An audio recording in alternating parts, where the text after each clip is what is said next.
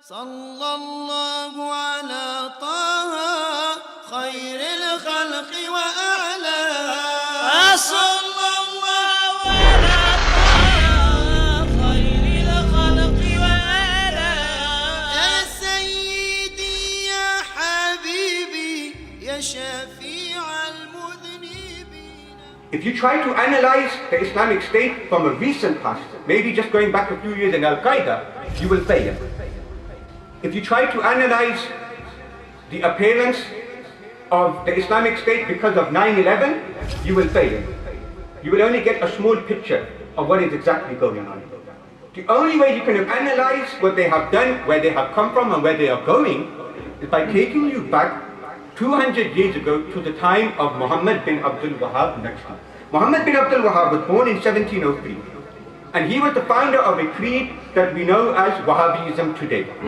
He was born in an area called Najd, and in essence what he thought and what he believed is that he began to teach this idea that the mainstream Muslims, they had strayed away from Tawheed, and through their Sufism, through Tasawwuf, they had actually started committing shirk.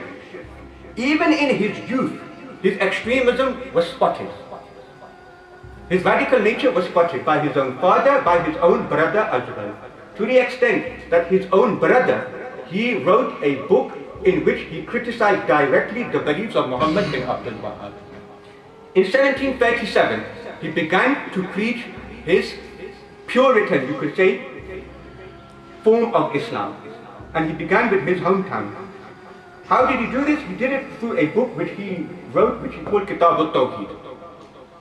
The essence of Tawheed, the oneness of Allah subhanahu wa ta'ala. When it came to visiting shrines, he also directly said that there is absolutely no purpose in you visiting Medina Sharif.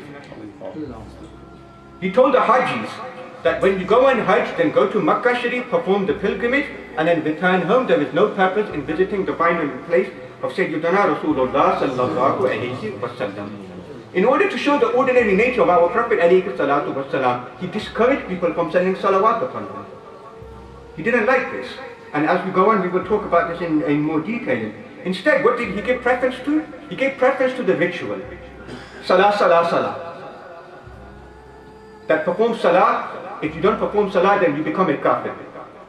So he gave the ritual utmost importance, the spiritual he had no time for whatsoever. Even the madhab system, which had been successful and is still successful today for the last 1,000 years, he totally disowned it. This whole idea of takfir, it was taken very seriously. It is remember the Prophet sallallahu alayhi wa sallam, he warned us about calling other people kafir without any evidence whatsoever. And you know very well what that warning was, that if you accuse someone of kufr, and he himself is not a kafir, then what happens? It returns upon him. He broke that tradition, and he began calling people kafirs when they accepted his version. Then they said, only now that you have become a Muslim. If people did not accept his version, what did they do? Then in his own belief and actions later, what did he do? He said, it is permissible for me to kill such people.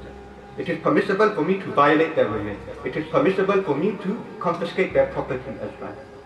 And by 1788, they controlled most of the region. How did they do this? Brute force, violence, bloodshed. You are a Sunni, you go to the Mizar, you are a kafir, we are allowed to kill you. We take your women, we take your property as well.